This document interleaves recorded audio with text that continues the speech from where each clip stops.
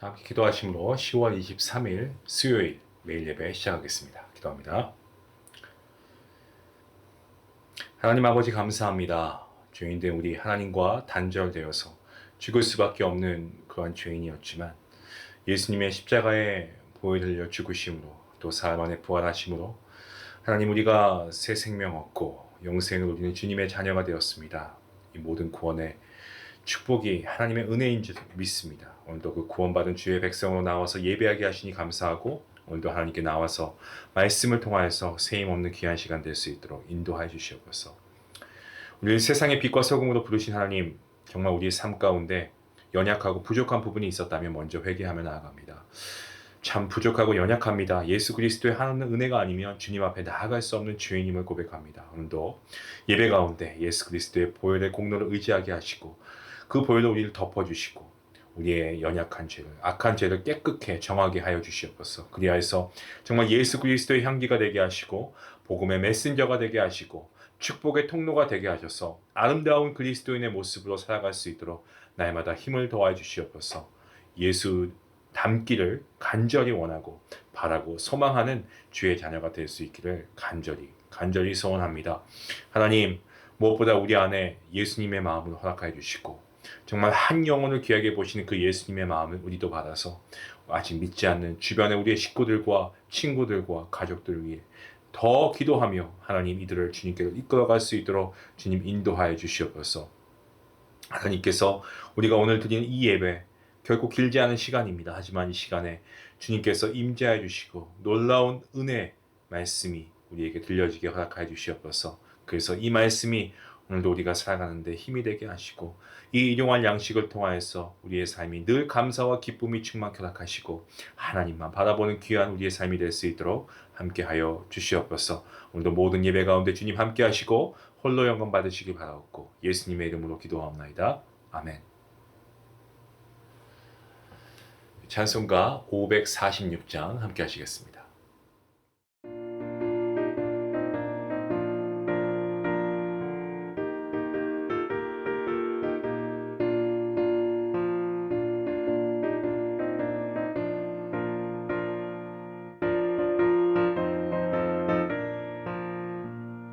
주님 약속하신 말씀 위에서 영원토록 주를 찬송하리라. 소리 높여 주께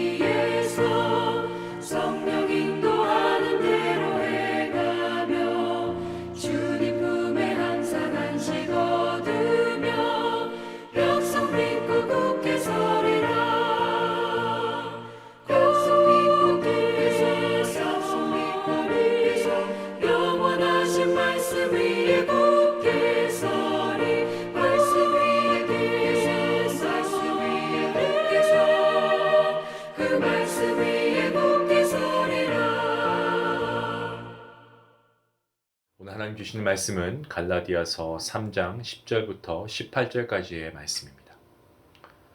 함께 말씀을 읽도록 하겠습니다. 무릇 율법 행위에 속한 자들은 저주 아래에 있나니 기록된 바 누구든지 율법책에 기록된 대로 모든 일을 항상 행하지 아니하는 자는 저주 아래에 있는 자라 하였습니다. 또 하나님 앞에서 아무도 율법으로 말미암아 의롭게 되지 못할 것이 분명하니 이는 의인은 믿음으로 살리라 하였습니다. 율법은 믿음에서 난 것이 아니니 율법을 행하는 자는 그 가운데서 살리라 하였느니라. 그리스도께서 우리를 위하여 저주를 받은 바 되사 율법의 저주에서 우리를 속량하셨으니 기록된 바 나무에 달린 자마다 저주 아래에 있는 자라 하였습니다. 이는 그리스도 예수 안에서 아브라함의 복이 이방인에게 미치게 하고 또 우리로 하여금 믿음으로 말미암아 성령의 약속을 받게 하려 함이라. 형제들아 내가 사람의 예대로 말하노니 사람의 언약이라도 정한 후에는 아무도 패하거나 더하거나 하지 못하니라. 이 약속들은 아브라함과 그 자손에게 말씀하신 것인데 여럿을 가리켜 그 자손들이라 하지 아니하시고 오직 한 사람을 가리켜 내 자손이라 하셨으니 곧 그리스도라. 내가 이것을 말하노니 하나님께서 미리 정하신 언약을 430년 후에 생긴 율법이 폐기하지 못하고 그 약속을 헛되게 하지 못하니라. 만일 그 율법이 율법에서 난 것이면 약속에서 난 것이 아니라 하지만 그러나 하나님이 약속으로 말미암아 아브라함에게 주신 것이라. 아멘.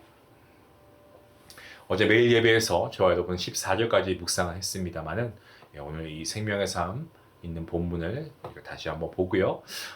그리고 오늘 15절부터 말씀을 나누긴 할 텐데요. 어제와 동일한 이유에서 이 내용이 좀 연결되는 이유에서 이 연결성을 위해서 29절까지 내용을 함께 다루겠습니다. 물론 내일 매일 예배에서는 또 내일 본문 말씀인 19절부터 29절 말씀을 보다 더 깊이 있게 또 묵상을 할 것입니다. 네.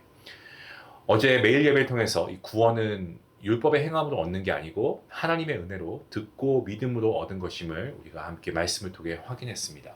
그 예로 아브라함을 들어 설명하기를 아브라함은 율법이 주어지기 430년 전에 이미 하나님의 은혜로 믿음으로 말미암아 구원을 받았다라고 했습니다. 만일 율법을 행함으로 아브라함이 구원을 받았다면 물론 그럴 수 없습니다. 그의 아버지는 우상을 만드는 아버지였고요. 그 집안의 가정이 하나님을 믿는 예배하는 가정이 아니지 않았습니까? 근데 만약에 율법을 행함으로 아브라함이 구원받았다고 한다면 어떻게 율법이 주어지기도 전에 율법을 행할 수 있었겠냐라고 반문하면서 아브라함이 구원받은 것은 율법의 행함과는 전혀 관계가 없다라고 했습니다. 하나님께서 갈대아 우르에 살고 있던 아브라함을 직접 찾아와 주셔서 아브라함을 선택하시고 부르심이라고도 할 수 있죠. 그리고 구원을 선물로 주셨기에 가능한 것이었습니다. 오늘 우리가 구원받은 것 또한 마찬가지입니다. 그래서 이것이 은혜라고 말씀을 드렸습니다. 어제 말씀이 구원은 율법의 행함으로가 아니고 듣고 그리고 믿음으로 얻게 되는 것임을 밝혀주었다라고 한다면 오늘 말씀은요. 이 구원은 율법의 행함으로가 아니고 하나님의 약속으로 주어진 것이다 라는 것을 증거하고 있습니다. 이것은 구원이 율법의 행함으로 얻게 되는 것이 아님을 밝히기 위해서 하나님의 약속이라는 관점에서 다시 한 번 더 바울이 설명하고 있는 겁니다. 때문에 오늘 말씀의 핵심, 그것은 하나님의 약속이 무엇이었는지 그것을 확인하는 것입니다. 본문 15절 말씀입니다. 형제들아 내가 사람의 예대로 말하노니 사람의 언약이라도 정한 후에는 아무도 패하거나 더하거나 하지 못하니라. 사람도 한번 약속을 맺으면 그 약속을 지키는 게 상례라고 하지 않습니까? 하물며 하나님과 맺은 약속을 하나님께서 지키시지 않겠느냐라고 반문하고 있죠. 약속의 중요성을 강조하고 있는 겁니다. 그것도 하나님과 맺은 약속의 중요성을 상기하면서 말씀을 시작하고 있습니다. 자, 그렇다면 하나님과 맺은 약속, 과연 그 내용은 어떠한가? 본문 16절 말씀입니다. 이 약속들은 아브라함과 그 자손에게 말씀하신 것인데 여럿을 가리켜 그 자손들이라 하지 아니하시고 오직 한 사람을 가리켜 너의 자손이라 하셨으니 곧 그리스도라. 이 말씀이 좀 난해합니다. 그런데 설명하면 이러한 의미예요. 하나님께서 아브라함에게 여러 번에 걸쳐서 약속을 주셨습니다. 이 약속의 내용은 창세기 12장, 13장, 17장, 22장에 보시면 그 기록된 말씀을 통해서 확인할 수 있습니다. 하나님께서 아브라함과 맺은 약속 뭡니까? 먼저 큰 민족을 이루게 해주시겠다라고 말씀하시고 약속하시고요. 또 아브라함의 이름을 창대하게 해주시겠다고 약속하십니다. 또한 약속의 땅 가나안을 주겠다라고 말씀하시고 그리고 아브라함의 씨로 말미암아 천하 만민이 복을 받게 될 것이다. 이러한 약속들을 주십니다. 이러한 약속들 중에서 본문 16절과 연결되는 약속은 마지막 이 약속이 그겁니다. 아브라함의 씨로 말미암아 천하 만민이 복을 받게 될 것이다 라고 하는 이 약속 말이죠. 여기서 바울이 강조하는 점은 천하 만민이 복을 받게 될 아브라함의 씨가 바로 예수 그리스도라는 사실을 밝히는 것입니다. 창세기 22장 18절 말씀에서 네 번째 약속이 기록되어 있는데 또 너의 씨로 말미암아 천하 만민이 복을 받을 것이니라고 했는데 여기서 너의 씨로 말미암아 여기에서의 이 씨라고 하는 단어를 복수로 기록하지 않고요. 단수로 기록한 사실에 바울은 주목하고 있습니다. 그러니까 자손들 복수가 아니고 자손 이렇게 단수로 기록되어 있고요. 그리고 씨들 이게 아니고 복수가 아니고 그냥 씨 단수로 기록된 것은 바로 아브라함의 자손 가운데 한 사람 즉 예수 그리스도를 의미한다는 거죠. 다시 말씀드리면 아브라함이 의롭게 되었는데 그렇게 의롭게 된 것은 율법의 행함 때문이 아니고 하나님을 믿었기 때문이고 그 믿음의 완성은 아브라함의 씨, 아브라함의 자손, 곧 예수 그리스도를 통해서 성취된다라는 겁니다. 바로 그 약속이 하나님께서 아브라함과 맺은 약속이었는데 이 약속은 율법이 주어지기 430년 전에 맺어진 것이기 때문에 그 어떤 율법도 하나님의 약속을 폐기할 수는 없다고 못 받고 있는 겁니다. 17절 말씀해 보시면 내가 이것을 말하노니 하나님께서 미리 정하신 언약을 430년 후에 생긴 율법이 폐기하지 못하고 보세요. 분명히 이렇게 얘기하고 있죠. 그 약속을 헛되게 하지 못할 것이다. 자, 그럼 여기서 한 가지 질문이 생깁니다. 이미 약속이 주어졌어요. 그럼 이미 약속이 주어졌는데 아니 왜 아무짝에도 쓸모없는 것처럼 보이는 율법은 왜 주셨나라고 하는 질문이 그거죠. 좋은 질문이라고 생각합니다. 예, 이런 질문 할 수가 있죠. 율법은 모세를 통해서 하나님께서 이스라엘 백성들에게 주신 것입니다. 율법을 주셨을 때는 거기에 기록된 말씀을 지키라고 주신 겁니다. 그럼 율법을 지키면 하나님의 백성이 되는가? 사도 바울이 뭐라고 합니까? 아니다라고 분명히 말합니다. 그럼 왜 율법을 주셨는가? 이 말씀이 내일 본문 19절 말씀에 나옵니다. 이렇게 기록하고 있습니다. 그런즉 율법은 무엇이냐? 범법함으로 더하여진 것이다. 율법을 지켜서 사람이 의롭게 되거나 구원을 받는 것이 아닌데 다시 말하면 율법은 구원을 얻는데 아무 소용이 없는 것인데 그럼에도 불구하고 율법이 주어진 이유가 있다. 그것은 인간이 범법, 죄를 짓기 때문이라는 겁니다. 그러니까 인간이 죄를 짓기 때문에 범법하기 때문에 인간으로 하여금 죄가 죄임을 깨닫게 함으로써 죄를 짓지 않게 하기 위해서 율법을 주셨다라고 하는 그 의미예요. 하지만 율법의 목적이 죄가 죄임을 깨닫게 함으로 죄를 짓지 않게 하는 것이긴 맞지만 하지만 어느 인간도 율법을 완전히 지킬 수 없기 때문에 인간은 율법 아래 매인자가 될 수밖에 없었습니다. 그래서 인간은 율법을 통해 죄를 알고 자기가 죄인이구나 라는 것을 깨닫고 결국 죄로 인해 죽을 수밖에 없는 존재임을 고백하고 결국에 예수 그리스도를 믿는 믿음 외에는 어느 인간도 결코 의롭게 될 수도 없고 구원받을 수 없다라는 것을 알게 된다는 거죠. 만일 율법이 주어지지 않았다면 인간은 자기가 죄인임을 깨닫지 못했을 겁니다. 하지만 율법이 주어졌기 때문에 자기가 죄인인 것을 깨닫고 죄에 얽매여 죄의식과 죄책감에 시달려 두려움과 공포 가운데 살아갈 수밖에 없는 존재임을 절실히 실감하게 된 거죠.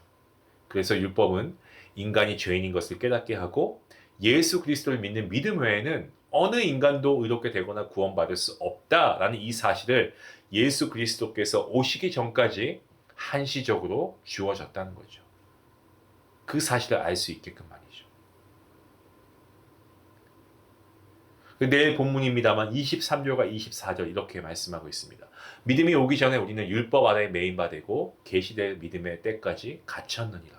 이같이 율법이 우리를 그리스도께로 인도하는 초등교사가 되어 우리로 하여금 믿음으로 말미암아 의롭다함을 얻게 하려 함이라. 보십시오. 사도 바울은 율법의 행함으로 의롭게 될 수 있다는 말로 현혹하면서 다른 복음을 전하는 그런 거짓 교사들, 그들 향해서 분명하게 경고하고 있습니다. 율법은 예수 그리스도께서 오시기 전까지 한시적으로 유효한 초등교사에 불과하다라고 말합니다. 결코 율법을 행함으로 구원받지 못하고 오직 하나님의 약속을 믿는 믿음으로 구원받는 사실을 밝혔습니다. 사랑하는 성도 여러분, 이제 저와 여러분은 진리 안에서 자유함을 얻은 하나님의 자녀인 줄로 믿습니다. 여러분 이 사실 잊지 마시기 바랍니다. 우리가 이 사실을 기억하고 살아갈 때에 저와 여러분 정말 여호와 하나님의 짧지 않은 능력의 손길을 날마다 경험하게 될 줄로 믿습니다. 그런 하나님의 일하심과 역사하심을 경험하는 그런 복된 저와 여러분 될 수 있기를 주님의 이름으로 간절히 축원합니다. 기도하시겠습니다. 사랑의 주님 감사합니다. 진리 안에서 우리를 자유케 하시는 그 주님의 은혜를 감사하며 나아갑니다. 율법의 행함으로 구원받는 것이 아니고 하나님의 약속으로 인해 우리에게 구원이 선물로 주어졌음을 우리가 다시 한번 깨닫고 우리가 이 사실을 잊지 않고 우리가 믿음을 계속해서 세워나갈 수 있기를 원합니다. 율법을 행하지 못해서 아직도 여전히 어떤 죄의식과 죄책감 시달려고 또 두려움과 공포 가운데 살아가는 그러한 성도님이 계시다면 하나님 우리를 위해 십자가에 달려 죽으신 주님의 보혈로 그 그릇된 생각을 말끔히 깨끗이 씻겨 주시옵소서. 그리하여서 진리 안에서 참 자유인으로 살아갈 수 있는 은혜가 있게 허락하여 주시옵소서. 오늘 우리가 하루 살아갈 때 짧지 않은 여호와의 손길을 경험하는 그 은총이 우리의 삶 가운데 누려지길 간절히 바라옵니다. 이 모든 말씀 예수님의 이름으로 기도하옵나이다. 아멘. 오늘 말씀 생각하시면서 혹시 나는 율법 안에 매여서 어떤 죄의식, 죄책감에 사로잡혀 있진 않나? 혹은 누군가에게 그런 율법을 강요한 적은 없나? 우리는 하나님의 은혜로 구원받았습니다. 율법을 지킬 수 있는 사람은 아무도 없습니다. 오직 주님께서 율법을 이 땅에서 완성하셨고 그리고 우리를 위해 십자가에 모든 보혈을 흘려 돌아가셨습니다. 그리고 사흘 만에 부활하셨습니다. 그 주님, 우리의 구원자 주님을 영접하시고 율법 안에 매여 계지 마시고 죄책감에 시달려 하지 마시고 자유함을 누리시기 바랍니다. 그러한 여러분이 될 수 있길 바라고 우리 함께 말씀 생각하시면서 기도하길